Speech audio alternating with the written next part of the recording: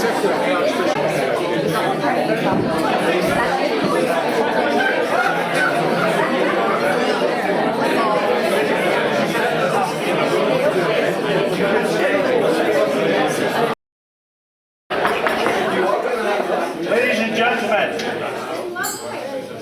and gentlemen, can I welcome you to the Rotary Club of Bridge of Allan and Dunblane's Burn Supper, to all our members and to our guests tonight. A special welcome to members from Stirling, Stirling, Halliwa and Callander, and also to two of our welcome guests as well, who are back again, Charlie and his wife, who are here to learn all about burns. So I hope you enjoy yourself tonight.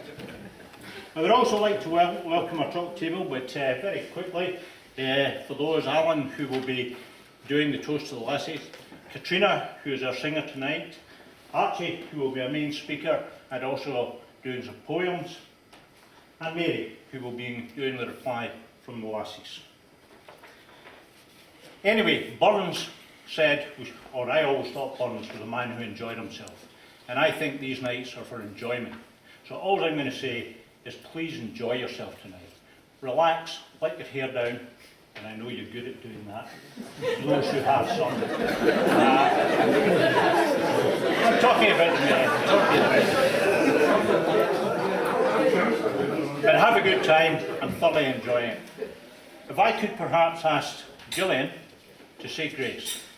Gillian. I think it seemed to be stuck. I just wondered what Burns would make of how things have progressed. We're about to eat the typical Scottish fare of haggis and then steak pie. And when you think about how things have progressed, some places in our country have not really progressed very far in their tastes, what they like to eat. There's a story told of a man who got a phone call from his wife, just like Eddie's got a phone call.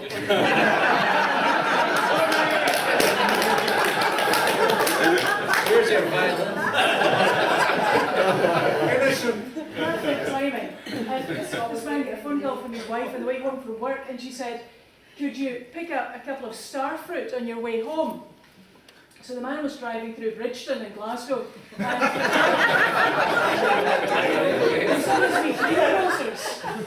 so he went into the greengrocers and he said, excuse me, do you have any star fruit? And the lady said, son, this is Bridgeton. We only get bananas 2 years ago. Another lady in Paisley saw this recipe and they needed kumquats in the recipe. So she went to a local supermarket and she said to the wee lady that was stacking the shelf, she said, do you have any kumquats here? And the lady said, this is Paisley. If they can't spell it, they don't eat it. And we're going to have some nice traditional fare, so let us give thanks with the celebrate grace. Some who meet and can eat, and some would eat but want it, and we who meet and we can eat, so let the Lord be thanked. Amen. Amen.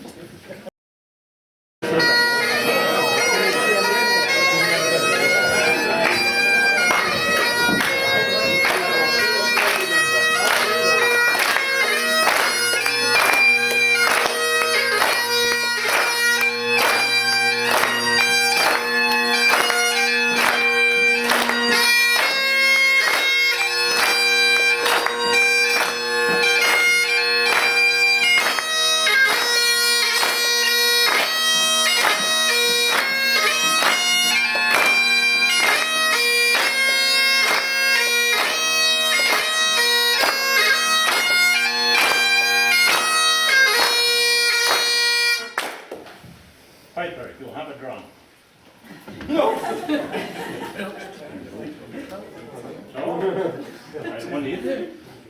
Fair fall, your honest, sonsy face. Please be seated. Great chieftain of the hundreds, up in the maw ye take your place. Page, tripe, or third. Well are ye worthy o' a grace as lang as my arm. The groaning trencher there ye foul, your hurdies, They're like a distant hull. Your peen, it would help to mend the mill in time of need, while through your pores the dews distil like amber bead. His knife, it's here, his knife, see rustic, labour dicht, and cut you up with any slick, trenching your gushing entrails brick, and then, oh, what a glorious sight. Wow, reeking, rich. Then horn for horn they stretch and strive, they'll pack the hindmost on they drive, till all their wheel swell, excuse me, till all their wheel swell kites belive are bent like drums, and all Gidman mislike to arrive, with it comes. Is there a French ragout, or olio if it's still a sou, or fricassee would make you spew with perfect scunner. They look down with sneering scorn for view on sick of dinner. Poor devils, see them our trash, as feckless as a wither grash, through bloody flood or field to dash. Oh, how unfit! But mark, the rustic haggis fed, the trembling earth resound his tread, clapping his wally never blade, he'll mak it whistle, and legs, and arms, and heats'll snag like taps of thistle. So your powers will mak mankind your care, and dish them out their bill of fare. Old Scotland wants me skunking weather, pit chaps and luggies. But if you wish her grateful prayer, gie her a haggis.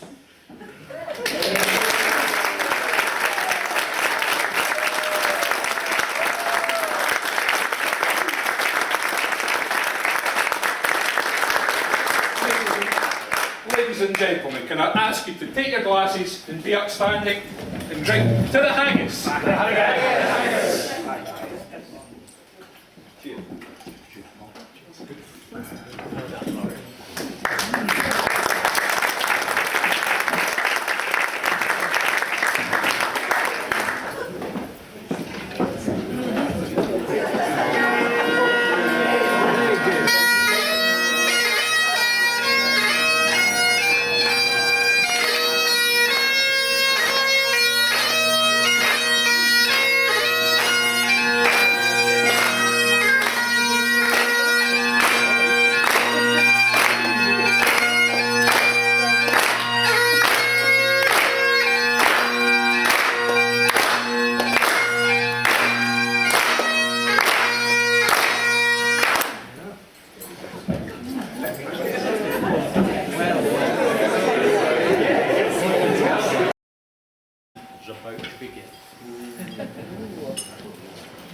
We will start to recital Holy Willie's Prayer. In Mauchline around 1780 there lived an old bachelor by the name of Willie Fisher. Now Willie Fisher was a hypocrite and a kirk elder. Not like anybody in here. He thought his prerogative in life was to spy on the young courting couples and report them to the Holy Church.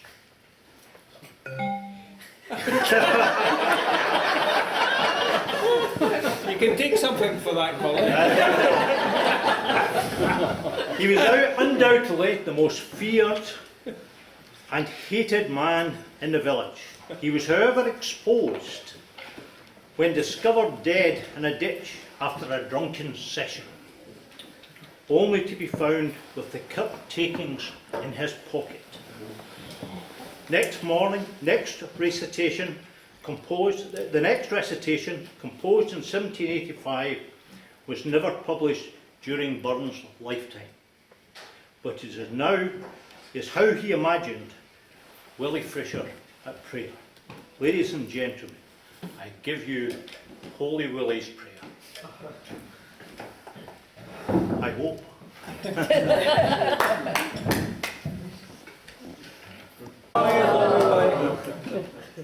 Fisher's my name, Willie Fisher. People call me Holy Willie because I'm so pious. You've been celebrating that Robert Burns again. Aye. O'Connell's went out.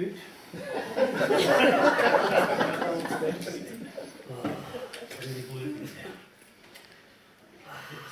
Drinkers, swearers, gamblers, fornicators.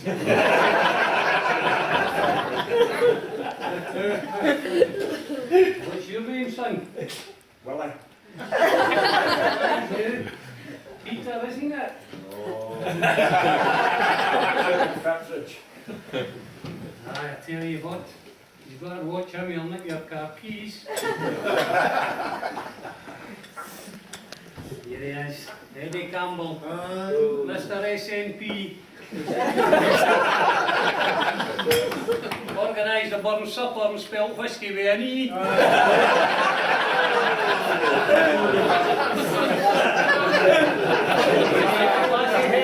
Irish whiskey. Are you sure? What's your name? Don't tell him. Just for tonight. First or second?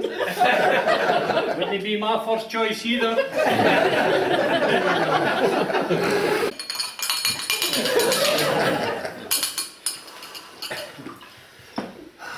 If there's any traffic police in, it's apple juice.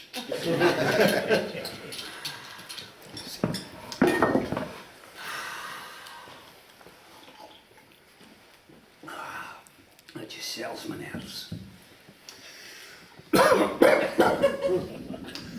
Oh thou, oh in the heavens dost dwell, oh as it pleases best I sell, sends ane to heaven and 10 to hell, oh for thy glory, and no for ony good or ill they've done afore thee. I bless and praise thy matchless might, the thousands thou hast left in night, that I am here before thy sight, for gifts and grace, a burning and a shining light, to all this place. Woe was I, or my generation, that I should get sic exaltation. I, what deserved me's just damnation for broken laws. 6,000 years of my creation, through Adam's cause.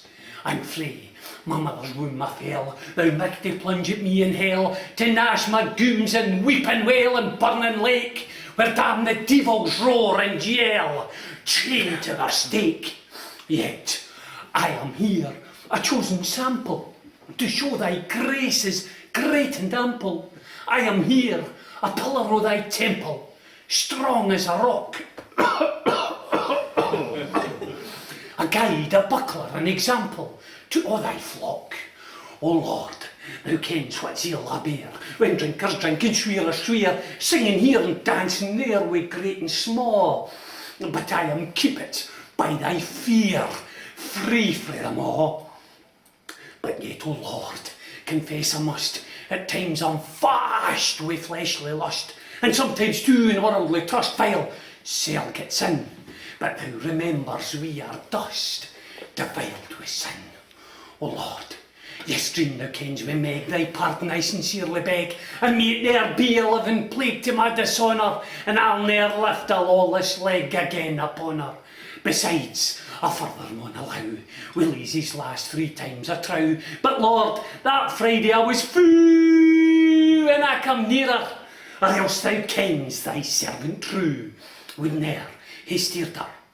Maybe thou let's this fleshly thorn buffet thy servant e'en and morn, lest he your proud and high should turn that he's so gifted, if say thy horn maun e'en be born, until thou lifted. Lord, bless thy in this chosen place, for here thou hast a chosen race, but God confound their stubborn face and blast their name, or bring thy elders to disgrace and public shame. Lord, mind gone Hamilton's deserts, he drinks and swears and plays at cartes, he has some money taken airts with great and small, for God's sake priests at people's hearts he steals a law, and when we chasten him therefore, thou kens how he bred sick a splore and sent the world in a roar. Allah! And it is, curse now his basket and his store, kale and potatoes. Lord, hear thy earnest cry and prayer against thy presbytery o'er. Thou strong right hand, Lord, make it bear upon their heads. Lord, visit them and dinna spare for their misdeeds. O Lord my God, that glib tongue aching, my very heart and flesh are quaking, to think how we stood shaking, sweating, and peed with dread, while old with hanging lip and snaking held up his head. Lord, in thy day of vengeance try him. Lord, visit them what did employ him, and pass not on thy mercy by them, nor hear their prayer, but for the people's sake destroy them, and dinna spare.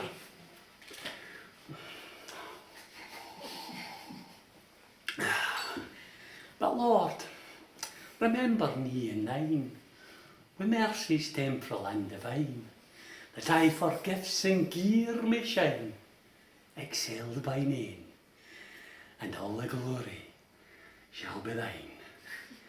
Amen. Amen. Thank you.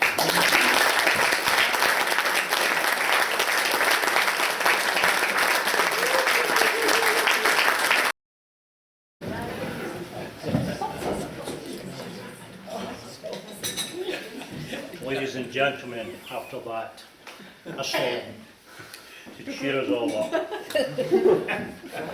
Our singer tonight is Katrina Blank,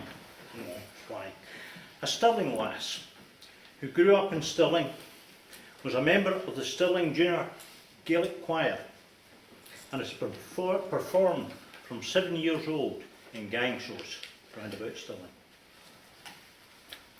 A member of the National Youth Choir of Scotland, touring in Sweden, Ireland and America, and was a soloist on 2 of their CDs. Won a scholarship to study singing at Birmingham Conservatoire, where she graduated after 6 years with a B.Hons Music and a postgraduate diploma. Taught singing in Coventry University and at a large successful stage school, gaining experience in performing opera and musical theatre. She has also performed as a soloist in the Stirling City Choir. To our good fortune, Katrina has decided to move back to Stirling and is here tonight, as she is looking to build her career again back here in teaching and in singing and in performing. Ladies and gentlemen, I am sure she will be fabulous, and I give you Katrina, who is going to sing Caw the Yows.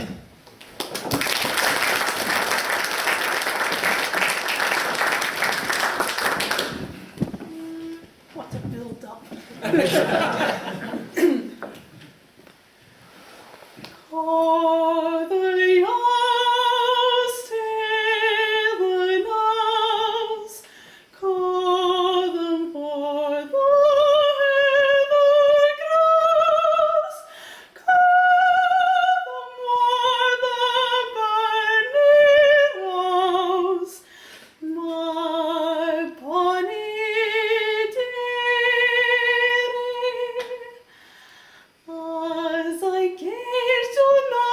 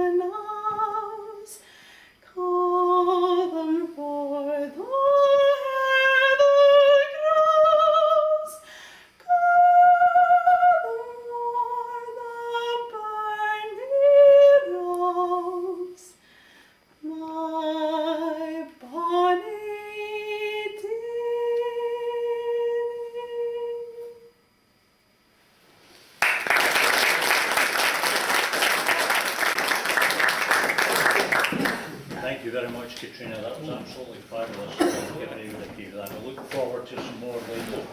And I'm sure the bar would be absolutely delighted that we sing his songs. Okay. Time to move on and for something a little different. We're now going to do the toast to the lassies. And tonight, Allan Lee is going to do that. Allan, one of our newest members to the club, who, as I have to say, helped reduce the age profile below 85. Allan is an accomplished amateur operatic star and performer. I know this because he demonstrated it at his face-to-face to us. He has a degree in mathematics, and this was demonstrated when he was singing to the club, the way he is able to get the beat to work in to the songs. His rendition of Gilbert and Sullivan certainly gave us all a lot of pleasure. Born in Northumberland and coming to Scotland, first living in Livingston, don't know why, Allan, and then seeing the light and moving to Dunblane, where he and his wife Laura and 2 sons now reside. Can I ask Allan to give a toast to the lassies? Allan.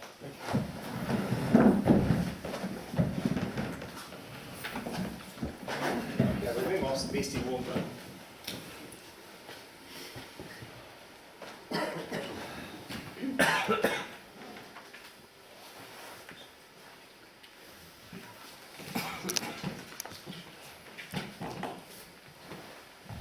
Thompson?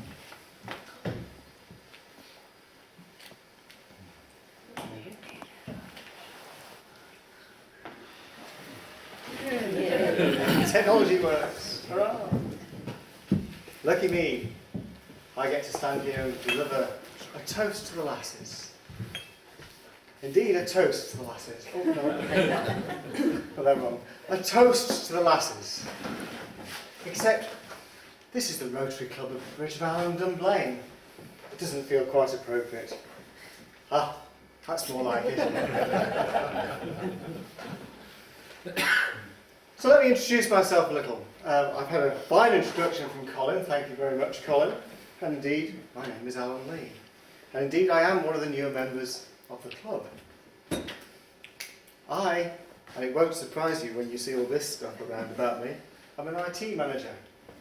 And I know, ladies, what you're thinking. Ha! An IT manager, the image that calls to mind. Yes, that was it. Or maybe, actually, it might be more like this. Indeed. Or perhaps like this. Ah, if I only had his fortune. Let's go a little bit safer. I think we'll stick with a nice little image of an IT manager. I'm also a Rotarian. Hurrah! An image of a Rotarian to think about.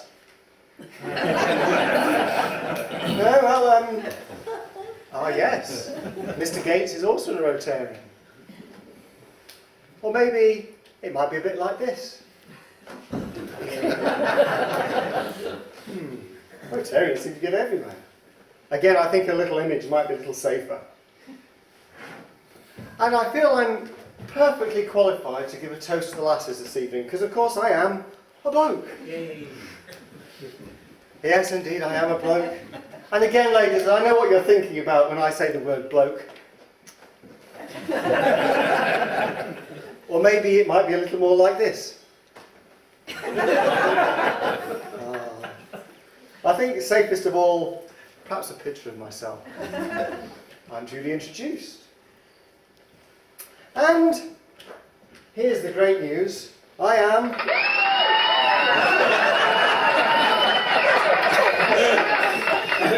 Thank you very much. Indeed, it makes me proud. The Cross of St. George. The many, many grand monuments of such a fine nation.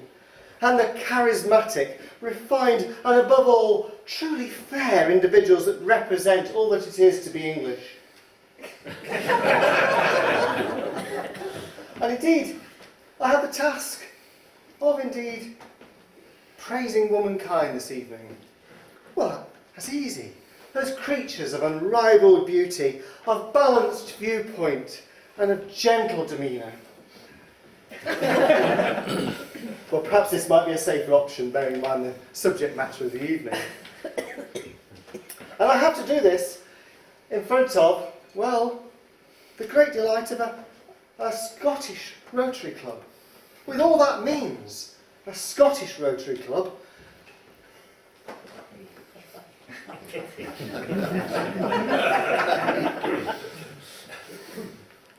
And I've got to do all this with a hearty dose of Robert Burns, an Englishman delivering Robert Burns. Well, it's quite a task, I have to say. Well, thanks, Colin, as a junior vice president, for inviting me. Thanks indeed. I'm on a quest this evening. I'm on a quest indeed. No. Not that kind of quest. I'm on a quest to understand and better the female of the species. That seems to be the task of the evening. So let me try and have a little look at this. And I thought I'd try to start by examining it from the perspective of information technology, my home subject. Perhaps my encounters with various software that I've encountered would help me.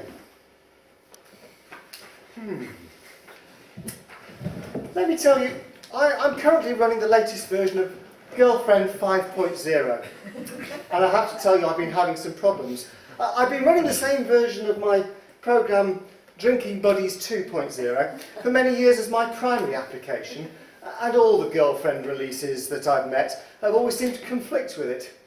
I hear that Drinking Buddies will crash if you won't crash if you minimise Girlfriend with the sound off. But since I can't find the switch to turn it off, I just run them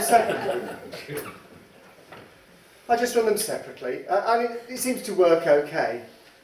Girlfriend also seems to have a problem coexisting with my other applications, Poker Night 10.3, Beer 3.4, and even tries to abort my favourite programme, Golf 4, with some sort of timing incompatibility. Dear oh dear. I probably should have stayed with Girlfriend 1.0. But I thought I might see better performance with Girlfriend 2.0. After months of conflicts, I consulted a friend with experience with Girlfriend 2.0. He said I probably didn't have enough cash to run Girlfriend 2.0, and eventually I would require a token ring to run Girlfriend, and it would then perhaps run more properly. I have to say, he was right. As soon as I purged my cache, Girlfriend 2 uninstalled itself. Shortly after that, I installed Girlfriend 3.0 beta. All the bugs were supposed to be gone, but the first time I used it, it gave me a virus. After a hard drive clean-up and thorough virus scan, I very cautiously upgraded to Girlfriend 4.0. This time, I used a SCSI probe and I used virus protection. It worked okay for a while, until I discovered that sadly, Girlfriend 1.0 wasn't completely uninstalled. I tried to run Girlfriend 1.0 again with Girlfriend 4.0 and still installed, but it seems to come with an unadvertised feature that automatically senses the presence of other versions of Girlfriend and communicates with it in some way, resulting in immediate removal of both versions.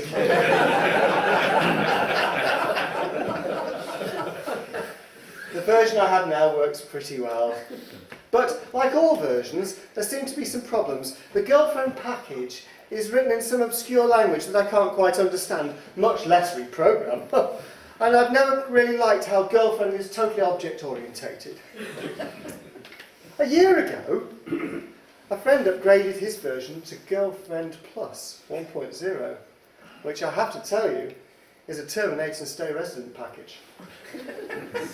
He discovered Girlfriend Plus 1.0 expires within a year if you don't upgrade to fiancé 1.0. So he did, but soon after that, you have to upgrade to wife 1.0, which he describes as a huge resource hog.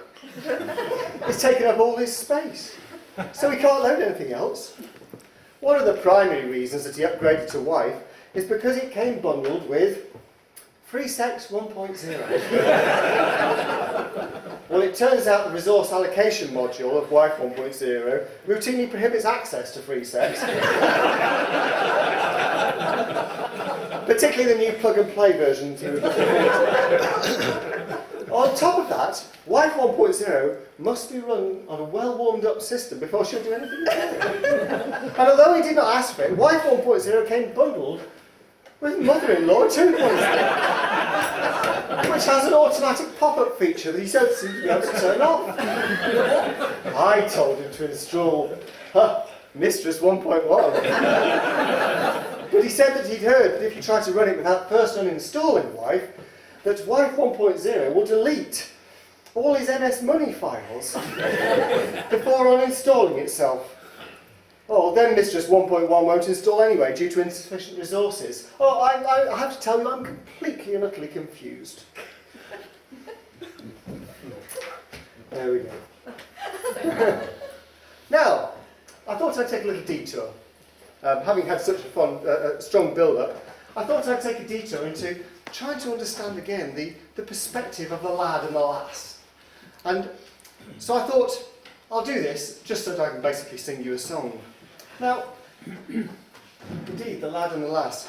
Burns, of course, slightly different version of Master of the House was his favourite. Indeed, one suspects the keeper of his favourite second hobby, after the ladies, of course. So with apologies to Herbert Kretzmer, who's the original English lyricist of this, I'll sing you a little song. Master of the house, quick to catch your eye, never wants a passerby to pass him by. Servant to the wife, buckler to the great, comforter, philosopher, and lifelong mate. Every girl's boon companion, makes a cracking chaperone. I do whatever pleases, 'cause she's always on the flipping phone. However, the ladies may have a slightly different perspective on the subject, as indicated by Madame Thénardier.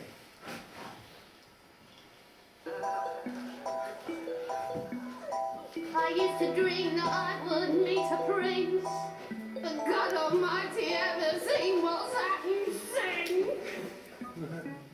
Master of the house isn't worth his spit, comforter, philosopher, and lifelong shit. Cunning little brain, regular Voltaire, thinks he's quite a lover, but there's not much there. What a cruel trick of nature, landing me with such a louse. Going down there with lasting, living with his bastard in the house. Master of the house, master of the home, comforter, philosopher, make the love. Servant to the poor, brother to the great, hypocrite of tongue, the inebriate. Everybody bless the landlord, everybody bless his spouse. Everybody raise a glass! Raise it up, the master. Everybody raise a glass to the master of the house.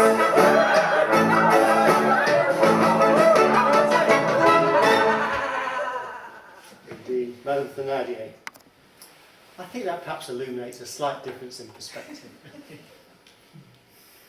I thought I'd move on just to considering a little bit more about womankind and trying to understand the words they use, trying to understand through the things they say quite what might be going on. So perhaps we'll have a look at this. Now, some of the words that women use, let me start by using this one. Fine. Fine. This seems to be a word that women use to end an argument when they feel they're right, and you need to shut up, gentlemen. Never use fine to describe how a woman looks. This will cause you to have an argument that ends in fine.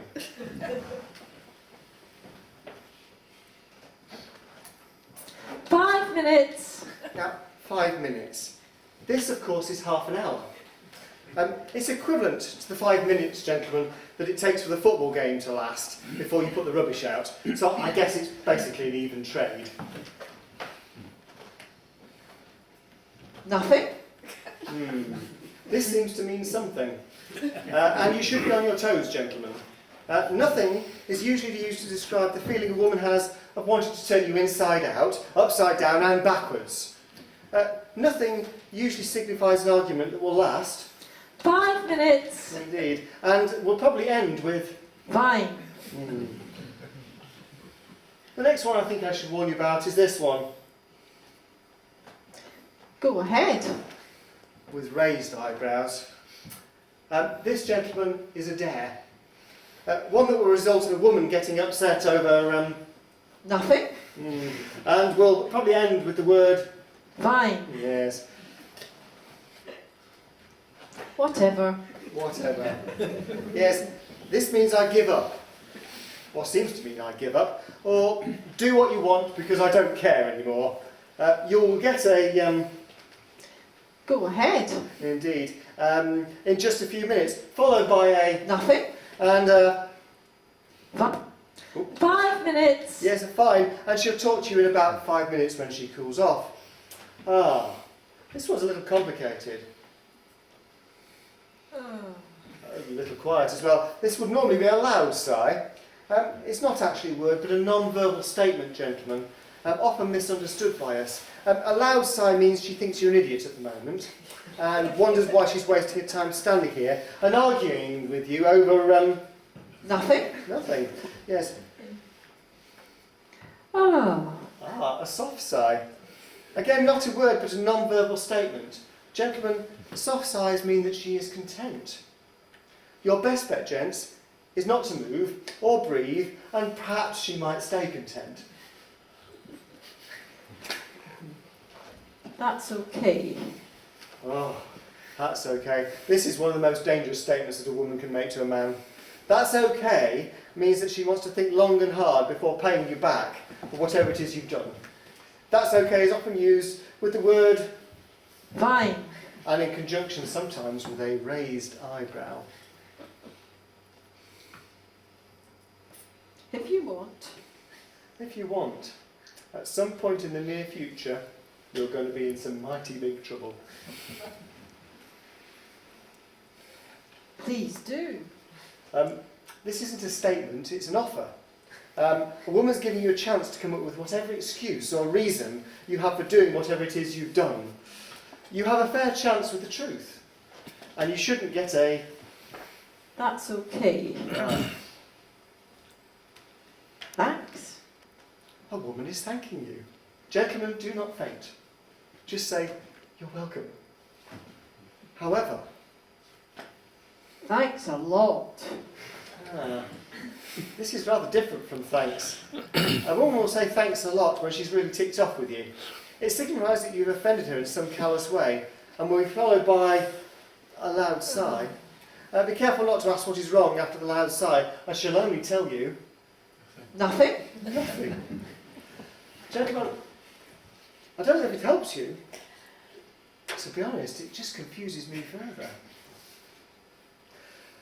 Finally, I decided that, having faced all that lot, and in despair, I would hunt through Rabbie Burns to see if I could find any usefulness in Rabbie Burns. And to my delight, I discovered that Rabbie Burns has an interest in IT. Isn't that marvellous, thought I? And not only that, but in connection with a woman in his life. IT isn't a Jean. Well, I guess maybe I'm not too surprised it wasn't Jean who was interested in IT. However, perhaps if I reveal the rest of the title, you might understand that IT is not IT. It is now Jean by Boniface. And I thought, gentlemen, perhaps this would illuminate the last piece of the jigsaw that I was looking for. It is now Jean thy bonny face, nor shape that I admire, although thy beauty and thy grace might well a walk desire. Something in ilka part of thee, to praise, to love, I find. But dearer is thy form to me, still dearer is thy mind. ne mair ungenerous wish I, nor stronger in my breast, than if I canna make thee say, at least to see thee blessed. Content am I, if heaven shall give, but happiness to thee. And as with thee I wish to live, for thee I bear to thee. And imagine my delight, my absolute joy, when I discovered that Robbie Burns nicked it from an English poem. I have to say, I think he was right. And I think for all our male confusion about womankind, we would all want to see thee blessed. And as such, gentlemen, if you'll be upstanding, I would like to propose a toast to the lasses.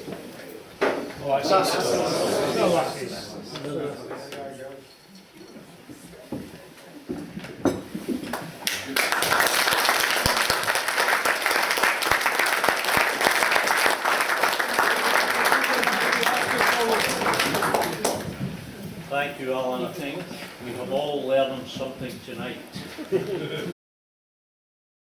We know to tread warily as we go home. Another song. Katrina will now sing for us Whistle and I Will Come to You. Whistle and I'll come to you, my lad, though father and mother and all should give mad. Oh, whistle and I'll come to you, my lad, but we're all intent when you come to me, and come me unless the back yet be a G. Sign up the back style and let nobody see, and come as you were, now come into me, and come as you were, now come into me. Oh, whistle and I'll come to you, my lad. Oh, whistle and I'll come to you, my lad, though father and mother and all should get mad. Oh, whistle and I'll come to you, my lad.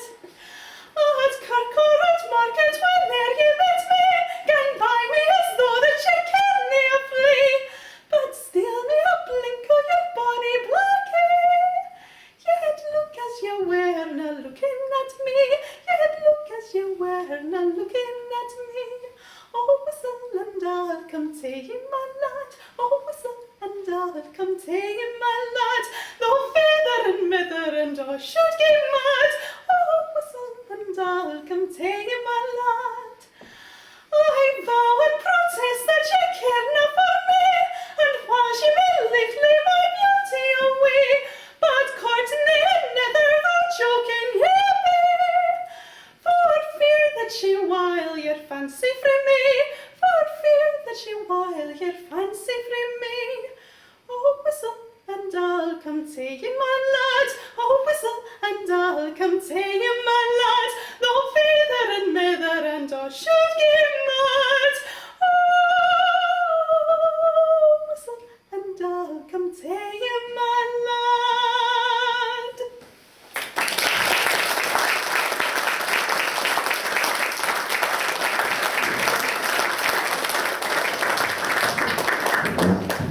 Thank you very much, Katrina. Yes, another beautiful song. Now, the turn of the lassies to get their own back in us men. We look to Mary Fraser to talk very kindly about us gentlemen, as I am sure she will. Mary, who is the daughter of a banker, not related to Sir Fred, I'm happy to say, so we'll forgive her for that. Mary is our very own trolley dolly, who started life as an air hostess, but then went into nursing, graduating and coming up to Scotland and setting up her own practice advising the National Health Service, and especially in Forth Valley in research and development and helping them develop nursing practices throughout central Scotland. She's also been a part-time lecturer at Strathclyde University and has had quite a career and very fulsome in actually the community and helping in nursing. She tells me she's charmed by the warmth and friendship and the sense of fun being a member of this Rotary Club. Do not be taken in by his soft, laid-back approach. Mary has a tough inner core and determined to make her point. Mary, a reply from the lassies.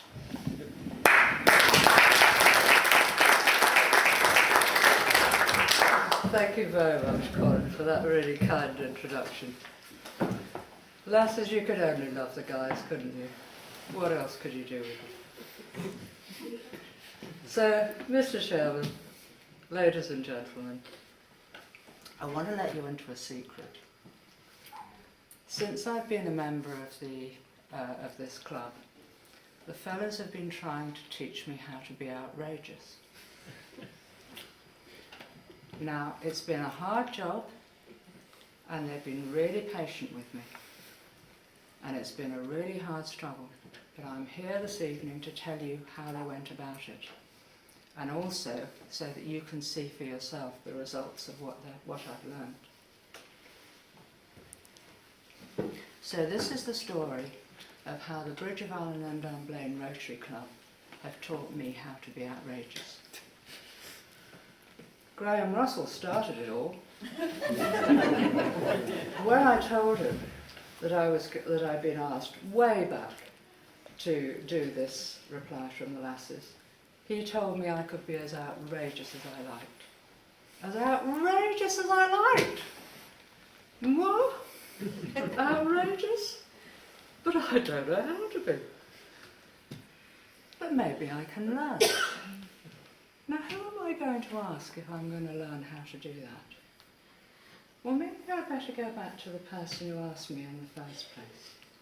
So, Colin Strachan, can you please teach me how to be outrageous?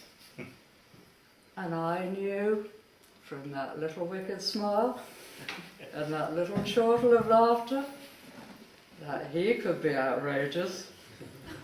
And if it was that much fun, I wanted to be able to do it as well. So that encouraged me. So who else can I ask? I know, I'll ask our dear President Rod. So Rod, can you tell me how to be outrageous so I can give a good reply from the lasses? And he gave me that old-fashioned look, and he stroked his chin.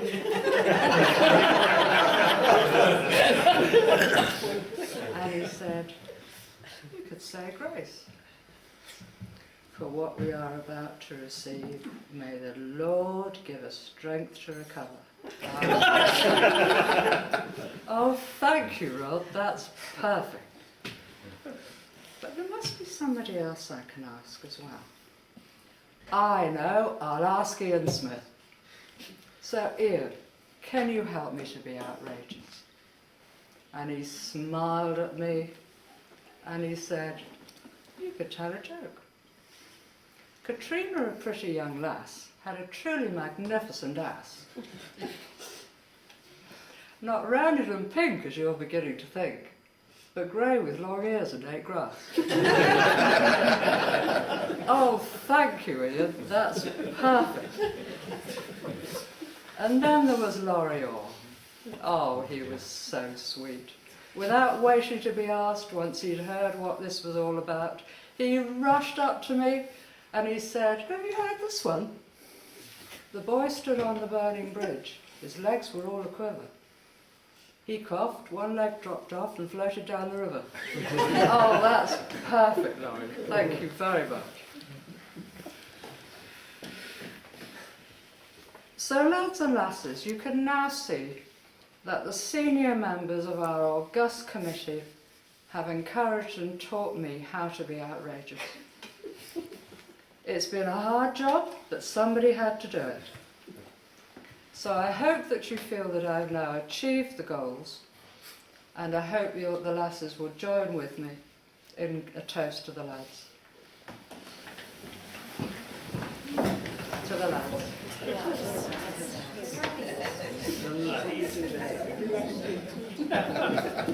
Okay.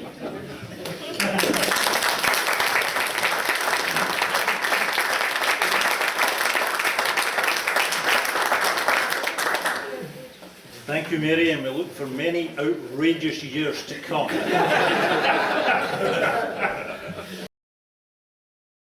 And now, for another song, from Katrina, this time a Gaelic song, which Katrina will introduce. This is a Gaelic lament in which a woman is mourning the loss of her husband who has been beheaded. The chorus sort of is the sounds of mourning.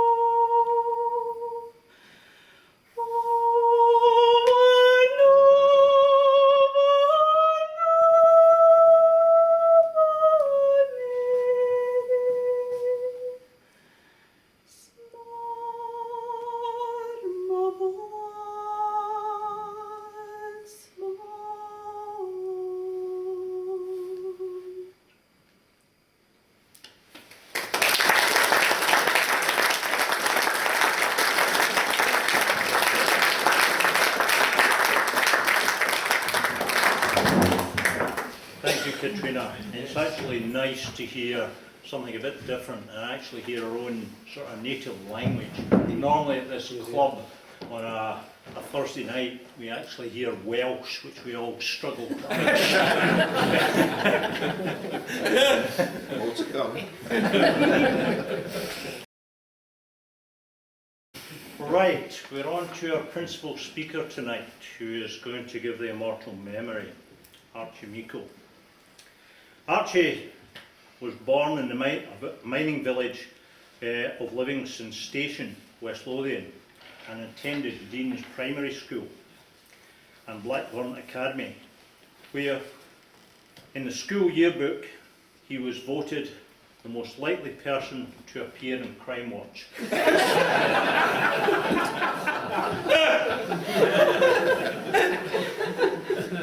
A keen athlete in his youth and early 20s, he regularly competed in the 1600 metres events as a professional runner on a Highland Games circuit. His training programme of running 2 miles every morning meant by the end of the week he was far enough away to no longer a nuisance to be his mother. On leaving school, he served his apprenticeship as a joiner. It was during this period that he was involved in an accident that was fully reported in the national press. Yes, while he was working with a nail gun, he accidentally shot himself in the head. Despite such a horrific injury, he felt absolutely no pain whatsoever. He was later reported as saying, "I didn't realise there was a problem until I tried to take my safety hat off." On a more serious note, aged 21, Archie started his own business and has never looked back. Besides holding senior board positions with several respected construction companies, he is also the founding director of the highly successful and award-winning Ashwood Scotland Limited.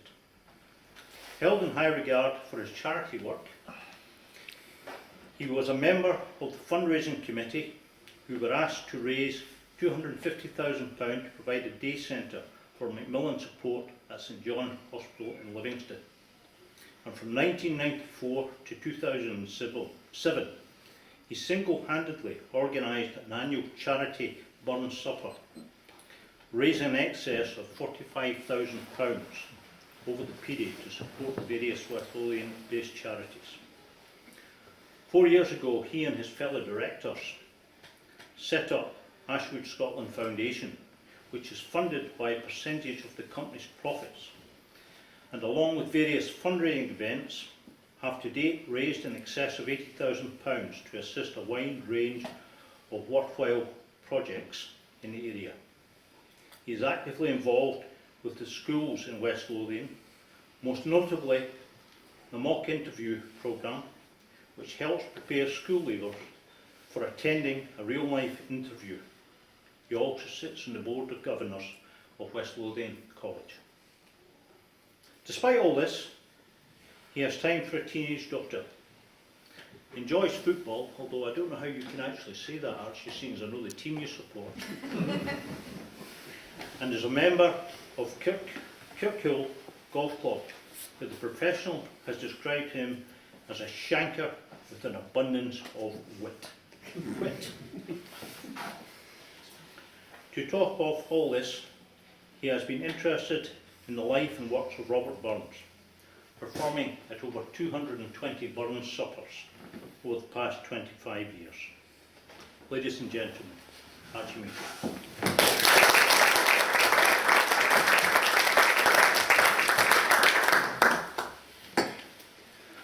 Well, Mr. Chairman, first of all, sir, may I thank you for the warmth, cordiality, sincerity and indeed generosity of your hospitality here this evening, which if I'd known was going to be this good, I would have brought the car. Indeed, ladies and gentlemen, distinguished guests, I have had the great privilege of being able to sit at the top table at many's a Burns supper, and during the last several years I've met some very interesting people indeed, and tonight's no exception. Been sitting next to Mary Fraser this evening, listening to her, telling me her stories about when she was in the health service and involved in healthcare. I've listened to Allan telling me about his work in ICI.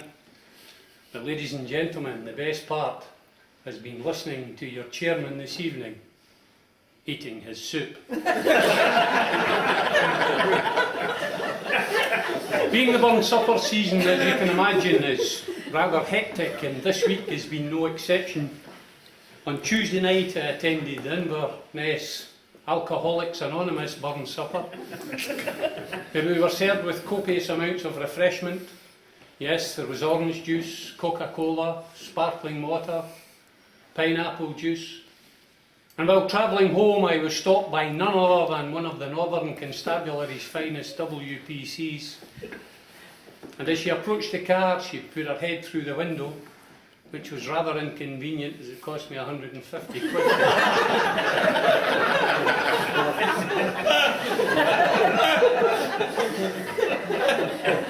And she said to me, "Excuse me, sir, have you been drinking?"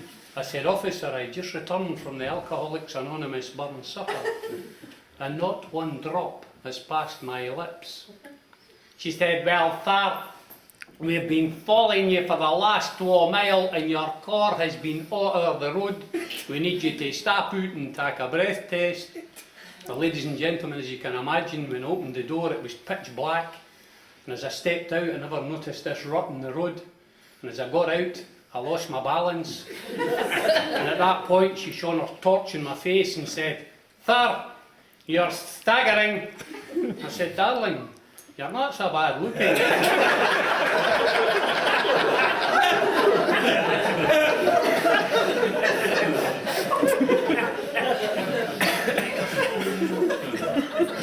She says to me, "Ah, you're a bit fast.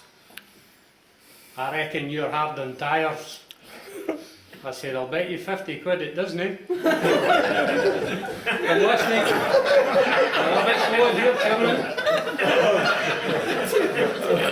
And last night I attended the National Hemorrhoid Society's annual burn supper.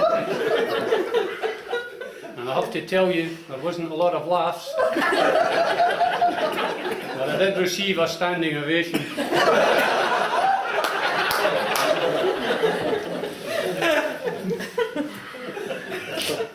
Legend has it that an old spaewife had predicted the path with which Robert Burns' life would take, and having been told of the encounter by his father, he wrote the following: "The gossip keeked in his loof, quoth she who lives will see the proof. This wally boy will be nae couth, I think we'll call him Robin. He'll hae misfortunes great and small, but I heard to win them all. He'll be a credit to us all, we'll all be proud o' Robin." How true her words turned out to be. Born into a clay bigging on the 25th day of January 1759, Robert Burns' misfortunes began almost immediately after his birth, when a severe storm damaged the house so badly that his mother Agnes Brown was forced to take him to live with neighbours until such times as repairs could be effected. Such was the start to a life which was destined to scale the depths of despair and heights that are only achieved by the truly great. However, Robert Burns was fortunate in some respects. He had parents of exceptional quality. His father, William Burness, who was a strictly religious, God-fearing man, was totally dedicated to the education of his family from an early age, beginning to teach them about the Bible and of nature. This soon expanded to arithmetic, history, geography and astronomy. His mother Agnes Brown had a great flair for music and poetry, and there is no doubt that it was from her his poetic talent sprung. However, it wasn't long before William Burness reached his limits as a teacher, so he got some neighbours to join him in hiring the tutor John Murdoch to teach at Alloway Mill. Unfortunately, and due to the financial circumstances at the time, some of the parents withdrew their funding and John Murdoch had to move and take up another appointment. John Murdoch later said of William Burness that he was the finest of the human race that he had ever been acquainted with, and of Agnes Brown that she had the most thorough esteem of her husband of any woman he had known. Another source of learning for Burns appeared in the form of Betty Davidson, an elder cousin who was reputed to have the finest collection in the country of tales and songs relating to deils, ghosts witches, warlocks, elf candles, deadlights and apparitions. And there can be no doubt that her influence contributed greatly to some of his works, none more so than his incomparable Tam O'Shanter. Coffins stood round like open presses that showed the dead in their last dresses, and by some devilish cantrip's light, each in his cauld hand held a light, by which heroic Tam was able to note upon the Hayley table a murderer's banes and gibbet arums, twa span lang wee and crescent bairns. A thief new cut it for a rate with his last gab, his gab did gape. 5 tomahawks with blood red rusted, 5 scimitars with murder crusted. A garter which a babe had strangled, a knife a father's throat had mangled. Burns' own contribution to this strange tapestry of education was that he possessed an extraordinary ability to soak up information like a sponge, digest it, and then communicate his findings in a way no other writer could. It is only this amazing ability which Burns possessed which can account for his extraordinary knowledge of so many subjects and aspects of life. How many of us here tonight, for instance, could have penned such a verse as "Is there that our is French ragout, or olio that would stow a sou, or fricassee would make a spew with perfect scunner? Looks doon, with sneer and scorn for view and sick a dinner." Yet, Robert Burns not only knew of these French culinary delights, he could fit them into verse as well, in the midst of a Scottish address. Even more amazing was Burns' occasional sojourn into Latin.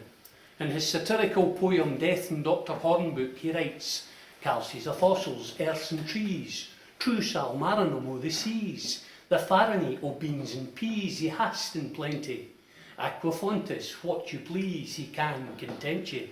For by some new uncommon weapons, Uranus spiritus of capons, or micehorn shavings, filings, scrapings, distilled per se sal alkali midge-tail clippings, and mony may." What an extraordinary flair for descriptive verse, and all this from a man whose first biographer described as being uneducated and a drunkard. But ladies and gentlemen, I would put it to you that he either hadn't read his works properly or was incapable of understanding them. Burns has since been put under the microscope more than any other literary figure in history, and we are still baffled today as to how he did what he did.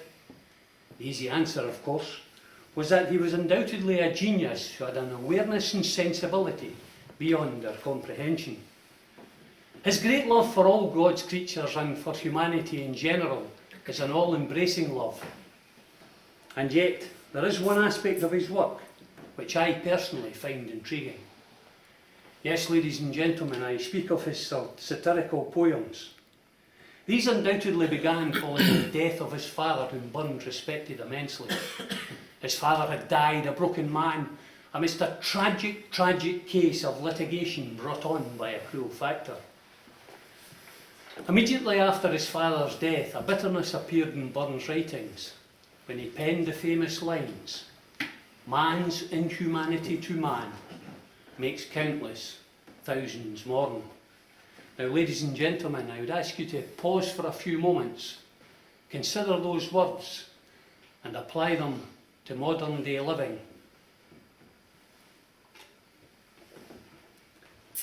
The horrors of the Holocaust during the Second World War, the terrible atrocities as witnessed at 9/11, the continuing unrest in the Middle East and the modern craze of the suicide bomber. And let's not forget the many heinous and barbaric acts of cruelty reported in the media on an almost daily basis within their own communities.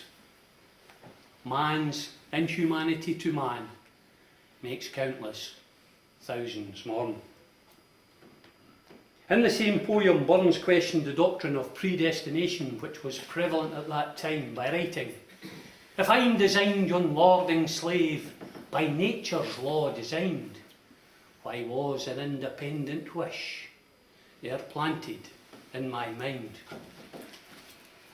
And he again depicted the same factor in his poem, The Twa Dugs, when he wrote, his locket lettered braw brass collar showed him the gentleman and scholar, although he was a high degree, the faint of pride, nae pride had he, leaving no one in any doubt about his feelings for the privileged few who inherited wealth and titles.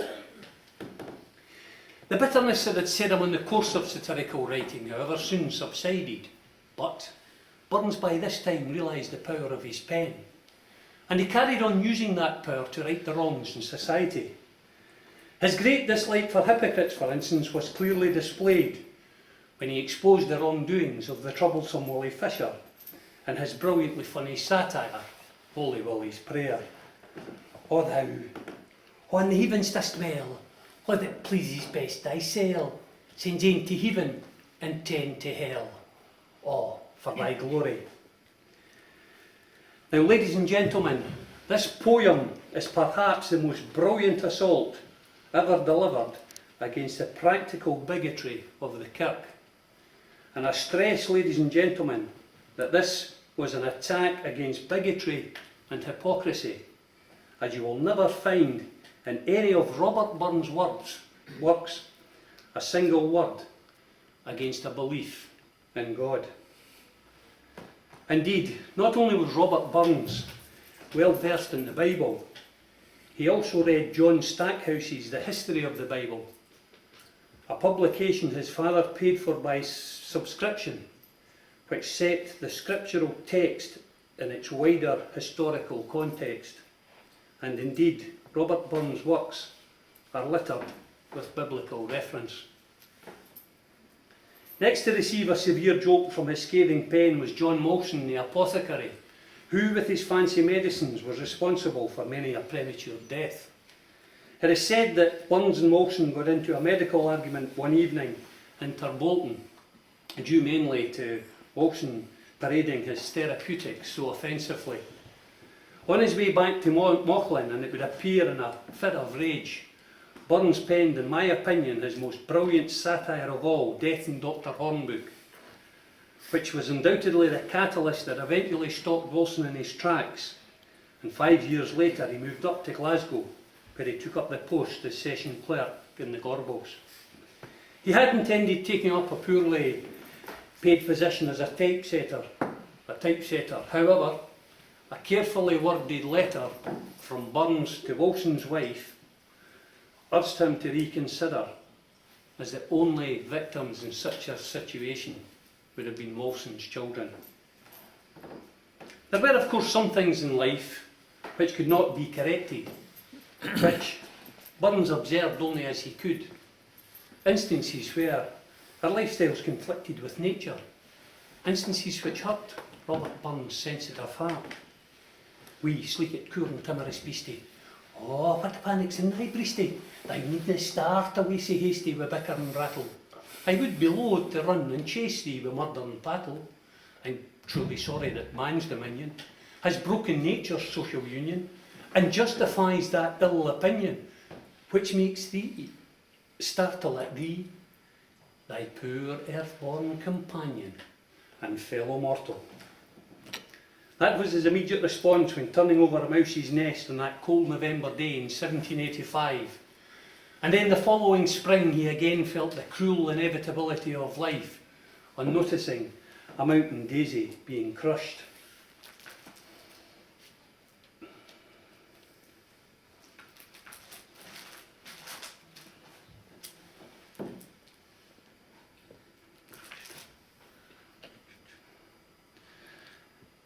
Wee, modest, crimson, tippet flower, thou'st met me in an evil hour, and I mun crush among the stour thy slender stem.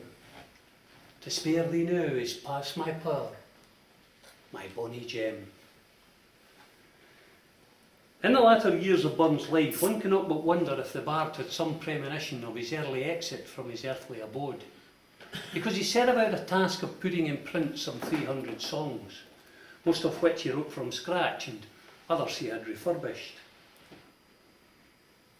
Because he knew that a nation without song was a nation without soul, and a nation without soul is undoubtedly a nation without identity. My love is like a red, red rose that's newly sprung in June. My love is like the melody that sweetly plays the tune, till all the seas gang dry, my dear, and the rocks melt with the sun. And I will love thee still, my dear, while the sands o' life shall run. And on the supreme love of his life, Jean Armour, he writes, of all the airts the wind can blaw, I dearly lue the west. There's not a bonny flower that springs by fountain, shaw, or green. There's not a bonny bird that sings, but minds me, oh my Jean. And in my opinion, ladies and gentlemen, the greatest love song ever written. A fond kiss and then we sever, a farewell and then forever. Deep in heart, wrung tears, I'll wage thee. Warring sighs and groans, I'll pledge thee. I'll ne'er blame my partial fancy, Nathan could resist my Nancy. But to see her was to love her, love but her, and love forever. Written on leaving Agnes McElhose, or Nancy as she was known, for the last time in December 1791. Indeed, in Nancy's diary, some 40 years later, on the 6th of December 1831, she wrote, "This day I can never forget, parted with Burns in the year 1791, never more to meet in this world, oh may we meet in heaven." Love songs, written about love, with every pore in every line of every verse, oozing the emotions of love. And let's not forget, he also gave us a world anthem which is now sung worldwide at the end of gatherings. We twae hae paddled in the burn, frae morning sun till dine, but seas between us braid hae roared sin auld lang syne. And there's a hond, my trusty fair, and gie's a hond o' thine, and we'll tak a right good wally word for auld lang syne. How proud he would have been to have known this, because Robert Burns undoubtedly saw a glorious vision of international brotherhood, and proof of this lies in his words. Then let us pray that come it may, as come it will, for all that sense and worth or all the earth shall bear the gree and all that, for all that and all that, it's coming yet for all that man to man, the world o'er, shall brothers be, for all that. I wonder.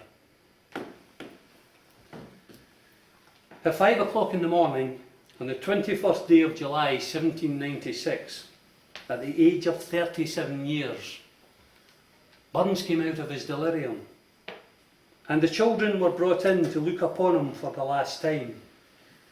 And as he stood round the bed, he sank calmly into his last repose. His last words were something about a bill he owed a tailor. And as they laid him in the grave, another son was born to Mistress Burns. She called him Maxwell, after the young doctor who had cared for the poet, just as Burns had wanted. More than 10,000 people from far and near lined the streets for his funeral. It was the largest crowd ever seen in that town, and as the cortege passed on its way to St Michael's churchyard, and the rain began to fall, no one moved from those gathered solemnly to watch, and the sky darkened, and neither from man, woman, child or dog was a single sound to be heard. The volunteer militia fired a salute over the graveside and nearly killed the minister. An honest man has nothing to fear, even granted he has been the sport of his own instincts. He goes to a God who gave him these, and well knows their force. And what God knows, God will forgive. Oh, no doubt I will have much to answer. If my philosophy was simple enough, whatever mitigates the woes or increases the happiness of others to whatsoever extent, then let that be my criterion of goodness. Whatever injures society as a whole or any one person in it, then let that be my measure of iniquity. And if I could, I would wipe all tears from all eyes. And finally, ladies and gentlemen, as I bring this immortal memory to a conclusion, I would thank you for your very, very kind attention. This is undoubtedly the proudest toast for any Scot to propose, but equally, and I am sure you'll agree, it is also the proudest toast for any Scot to drink, as it recalls surely the greatest Scot of all time. Mr. Chairman, distinguished guests, ladies and gentlemen, I would ask you to fill your glass, aye, fill them to the brim. As I say farewell, for whatsoever things are kind, whatsoever things are charitable, whatsoever things are gentle, and whatsoever things are good, I would ask you to be upstanding and think on these things and think. Robert Burns. Thank you.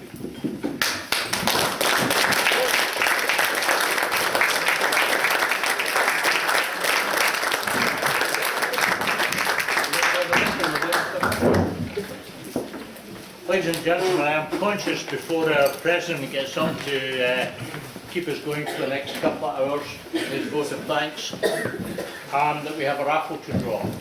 So I will quickly draw the raffle. So if I could ask Katrina just to pull out.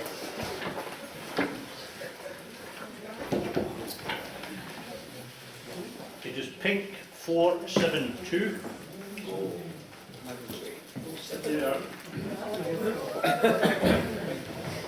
You can have your.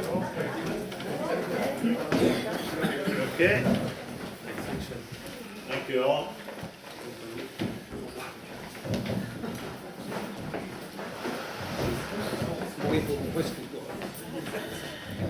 We have whiskey, wine, or chocolates.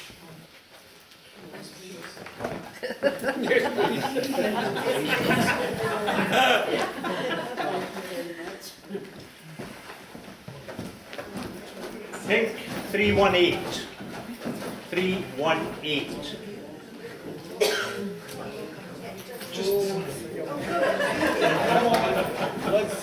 Well done.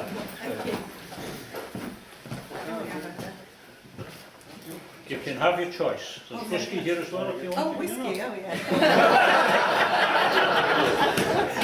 Charlie, you ever forgive me? Yeah, I was thinking that. I was thinking.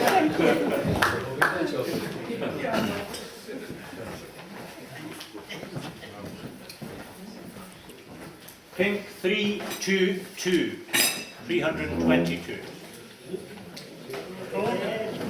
Well done, George. There are 2 bottles of wine and 3 boxes of chocolates. That will do.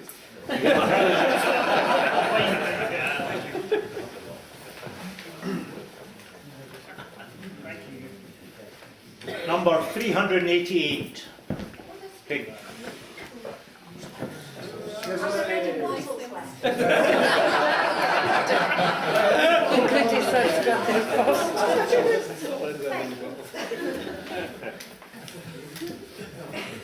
Pink 300.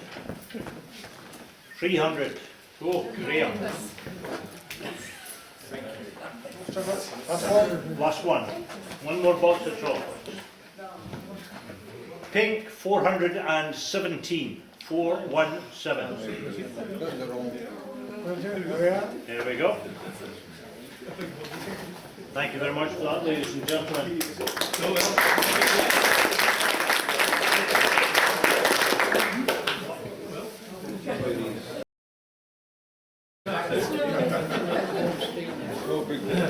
Ladies and gentlemen, Archie has very kindly offered to do one more recital before we finish tonight.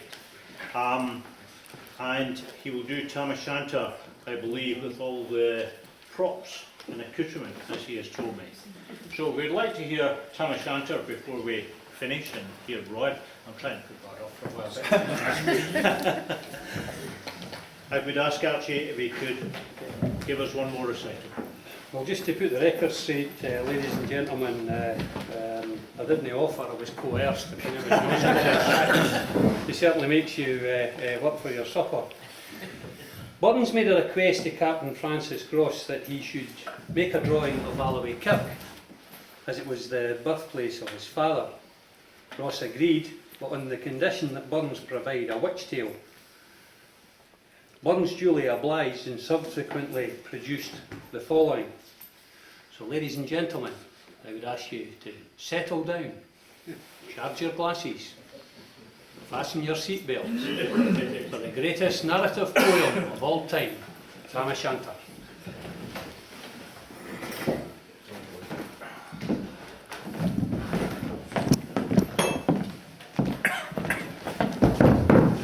When Chapman Billies leave the street and Ruthie neighbours meet, as market days are wearing late and folk begin to tack the gate, while we sit boozing at the nappy, getting through and unca happy, we think na the lang Scots miles, the Mosses waters, slaps and styles, that lie between us and our hame, where sits our sulky sullen dame, rather than her brows like a gathering storm, nursing her wrath to keep it warm. This truth fund honest Tam O'Shanter, as he the airy rifted canter, all there, when the tune surpasses, for honest men and bonny lassies. O Tam, had thou but been so wise as to nine wife Kate's advice, she told the wheel there was a skellum of leather and bluster and drunken blellum, that frae November to October, a market day there was nae sober. The welcome elder wi' the miller, thou sat as lang as thou had siller, that every nag was cad a shoe on, the smith and thee got roaring full on. Even at the Lord's house on Sunday, thou drank with Captain Jean till Monday. She prophesied that later soon there would be fun beat drooned and doon, or catch wi' warlocks in the mirk, in Alloway's old haunted kirk. A gentle dames it gars me greet, to think how many counsel sweet, how many lengthened sage advises, the husband for the wife despises. But to our tale. Aye, market night. Tam had got planted on right, fast by an ingle bleezing finely, with Riemann swats it drank divinely, and at his elbow suitor Johnny, his ancient trusty Ruthie crony. Tam looed him like a very brother, and they'd been through for weeks together. The next day on with sounds and clatter, and aye the ale was getting better. The landlady and Tam grew gracious, with secret favours, sweet and precious. The suitor told the queerest stories, the landlord's laugh was ready chorus. Ha ha ha ha! The storm without might rain and rustle, Tam didna mind the storm of whistle. Care mad to see a man sae happy, he'en droon himsell among the nappy. As bees flee hame with lads of treasure, the minutes wind their ways with pleasure. Kings may be blessed, but Tam was glorious, o'er all the ills of life victorious. But pleasures are like poppy spread, you seize a flower, its bloom is shed, or like the snow falls in the river, a moment white then melts forever, or like the borealis race that flit or you can point their place, or like the rainbow's lovely form, it vanishing amid the storm. No man can tether time nor tide, the hour approaches, Tam on ride. He mounts back the keystone, that weary hour he mounts his beastin', and sick a neck he tacks the road in, as ne'er poor sinner was abroad in. The wind blew 'twas blawing its last, The rattling storm roared in the blast, the speedy gleamed, the darkness swallowed, now deep and rang the thunder bellowed. That night a child might understand, the deil had business on his hands. Well mounted on his grey mare nag, a better never lifted leg Tam skelpit on through dub and mire, despising wind and rain and fire, whilst holding fast his good blue bonnet, whilst crooning oh some old Scotch sonnet, that was towering round with prudent care, lest boggles catch him unaware. Kirkalloway was drawing nigh, where geese and hoorits nightly cry. By this time it was across the ford, where in the snow the chapman smoored, and past the birks and meikle stane where drunken Charlie broke snake gain, and through the winds and by the cairn, where hunters found the murdered bairn, and near the thorn abun the well, where Mungo's mother hanged herself. Before him Doon pours all his floods, the lightnings flash from pole to pole, near and more near the thunders roll, when glimmering through the groaning trees, Kirkalloway seemed in a blaze. Through ilka bore the beams were glancing, and loud resounded mirth and dancing. Inspiring bold John Barleycorn, what dangers thou hast made us scorn. We tippenny, we fear nae evil, we ooskaba will face the deal. The swatsy round and Tammy's noodle, fair play, he cared nae deals of bodle. But Maggie stood, rishly astonished, till by the heel and hand admonished, she ventured forward in the light. Wow! Tam saw an unca sight. Warlocks and witches in a dance. Nae cotillion brent you for France, but hornpipes, jigs, strathblazing reels, put life and metal in their heels. A winnet bunker in the east, there sat old Nick in shape of beast. A county tyke, black, grim and large, together music was his charge. He screwed the pipes and gat them skirl, till roof and rafters o' the dirl.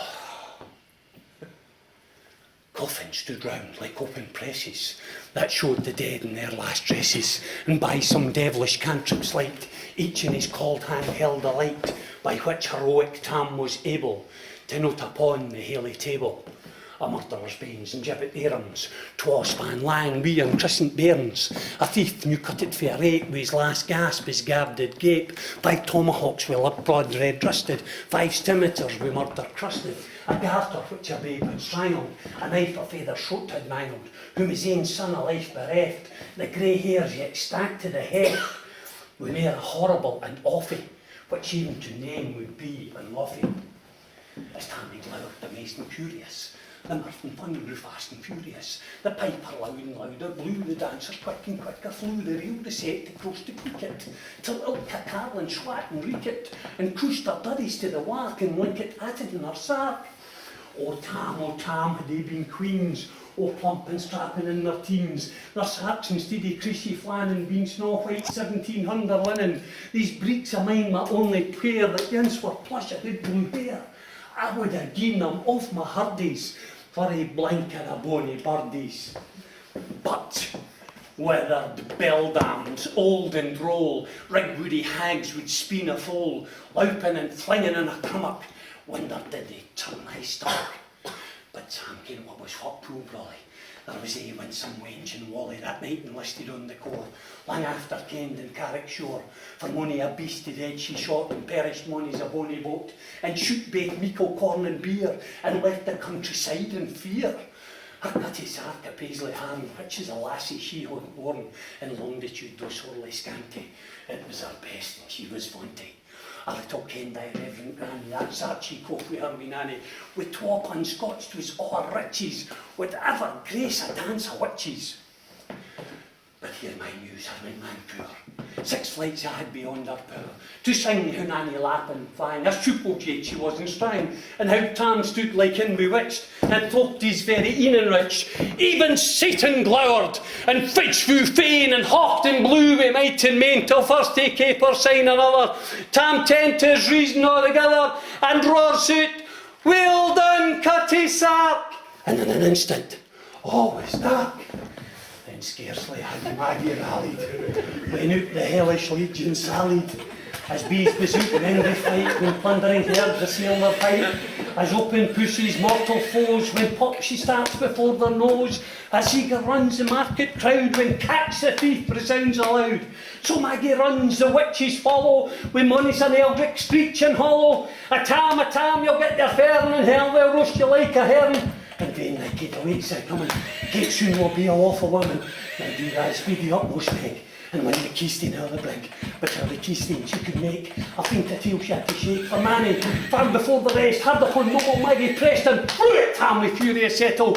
But little was she Maggie's mettle, a spring brought off her master hail, and left behind her ain grey tail. The carling plucked her by the rump, and left poor Maggie scarce a stump. Now, o' this tale of truth shall read. Ilk man and mother son take heed. Whene'er to drink you are inclined, for courteous arts run in your mind. Think you may buy the joys o' a dear. Remember,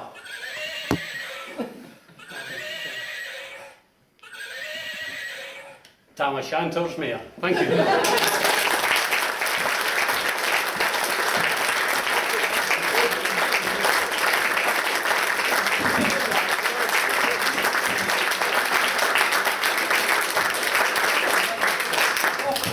Thank you, Archie, and if I could just ask you, make sure the horse gets a good drink tonight. Need it. Ladies and gentlemen, we draw to a conclusion. If I could ask our President Rod to deliver a vote of thanks. Rod. Thank you, Colin. Well, how do you follow that? I shan't. Great. Have we had a good night? Yes. Super night. Well done. It doesn't just happen like that. A lot of organisation has gone into it. Thanks to everyone for doing that. Now, I was down in Wales at the weekend at the Carnarvon Film Society. and a new work has been found, written some 220 odd years ago, on which I think addressed to a haggis was based. Obviously this was in Burns's Welsh patch. So, fair Chairman Collins' jolly face, Vice President of this very place, above them all you took your place to introduce and entertain. Well are you worthy of a grace, as long as you reign. For our grace we turned to Jill, delivered to us with utmost skill. Her words did thoughts instill at time of need. Before we consumed our fill, her words we all did heed. His knife sick rustic labour dicht, Laurie was an amazing sight. His words rhyming through the night, our evening to enrich. And then, oh what a glorious sight, warm haggis, steaming rich. Course on course, Eve's fair had us thrive, cockaleeky, pie and neeps she did contrive, till all our well-swollen bellies by and by were bent like drums. Then old master of the house, most like to burst, the grace hums.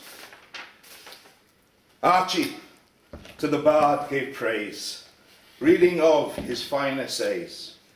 His love and life replays, with perfect manner, a fine picture of Willie portrays at such a dinner. Do you remember this was written 220 years ago? Catriona cheered us with her singing. Gregor's lament had our hearts aching, and he lost his head for losing. And with the shepherd our lassie met the river, wimpling. Oh, how he flattered. But Mark, the rustic Allan Lee fair read, the qualities of lassies was what he said. All his tales were most amusing, and all of us were quite gleeful, made to reflect on our courting, reminding that lassies are a man's idol. Mary spoke of man's shortcomings and how they pull a lassie's heartstrings, whilst making them count their blessings. Piper Paul had set the scene. Pipe set the room a-skirling, and our party he did convene. So now our entertainment's over, and we have all enjoyed our dinner. We have all had good banter. So join me in a big thank you to all that I've mentioned and any other. Thank you, thank you, thank you.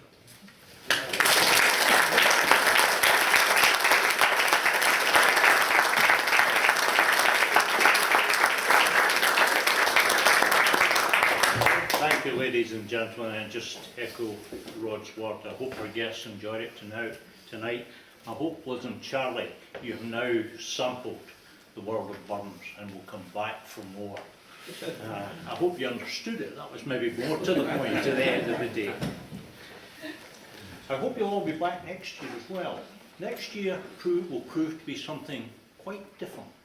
We're going to have an Aussie Burns night. I know this because it's an Aussie who's organising it. Our Peter. So, Barbie Haggis. Let me write this down. With a few cans, it's going to be fun. No worries, mate. I would just like to thank all my guests, and particularly Katrina and Archie, for coming along tonight. I thought they were excellent tonight, and we had a really good night. I always think Robert Burns looked to enjoyment, having fun, and having a good night. I think tonight we've laughed, we've had fellowship, and we've learned. And you can't ask for much more than that. But we'd just like to finish off by singing Old Lang Syne, and then I will wish you all safe journey. Ladies and gentlemen, if you'd like to join me in Old Lang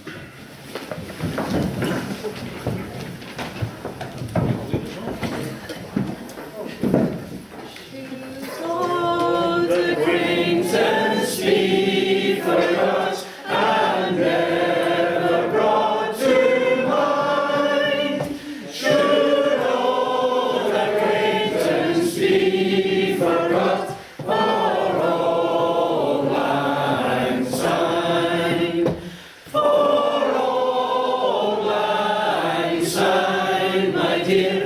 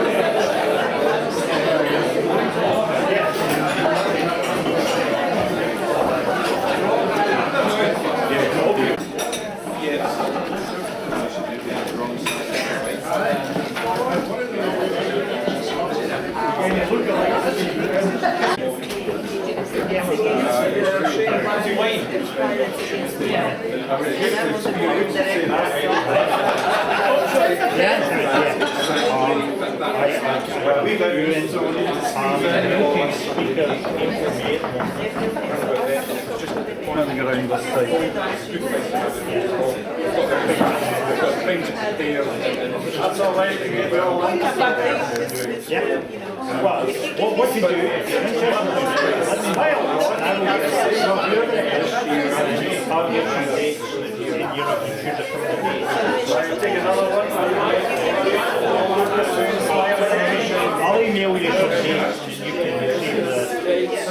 I find